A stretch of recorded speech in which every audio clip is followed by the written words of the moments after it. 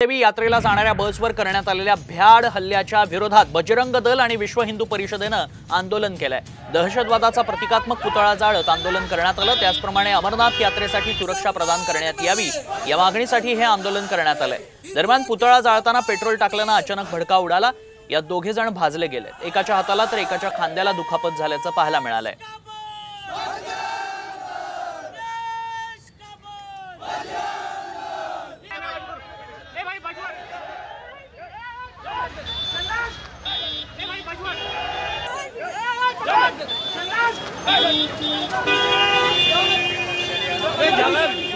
वैष्णोदेवी यात्रेला जाणाऱ्या बसवरती हल्ला करण्यात आला होता। त्या भ्याड हल्ल्याचा निषेध म्हणून हे आंदोलन करण्यात आलं। मात्र या आंदोलनात दोन कार्यकर्त्यांना इजा झाल्याचं पाहायला मिळतं। एकाच्या हाताला तर एकाच्या खांद्याला दुखापत झाल्याचं पाहायला मिळालं। पेट्रोल टाकल्यानं अचानकपणे आगीचा भडका उडाला आणि त्यातच घटना घडल्याचं पाहायला मिळतं।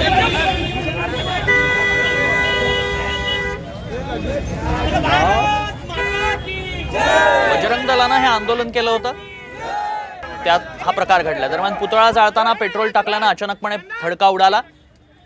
दोघे जण भाजलेत। एकाच्या हाताला तर एकाच्या खांद्याला दुखापत झाली। नागपूरमधनं अधिक माहिती जाणून घेऊयात। आमचे प्रतिनिधी पराग ढोबळे सध्या आपल्या संपर्कात आहेत। पराग, हे आंदोलन करण्यात येत होतं, मात्र अचानकपणे आगीचा भडका उडाल्याचं पाहायला मिळतंय। सध्या परिस्थिती काय?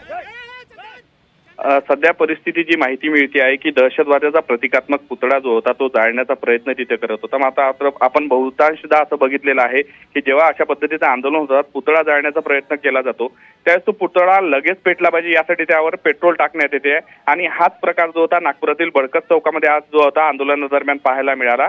आणि पेट्रोल टाकलं असल्यामुळे त्याचा लगेच भडका उडाला। मात्र त्याला आजूबाजूने जे आंदोलक होते ते घेऊन असल्यामुळे अचानक तो भडका उडाला आणि दोन जणांना त्यामध्ये इजा झालेली आहे। त्यांना फार दुखापत झाली नसल्याची माहिती सध्या मिळते आहे। मात्र एकाच्या हाताला जो आहे जण होरपळल्याचं यात पाहायला मिळतंय। पराग, धन्यवाद आपण दिलेल्या सविस्तर माहितीसाठी। पुतळा जाळताना आगीचा भडका उडालाय, त्यात ही दुर्घटना घडली आहे।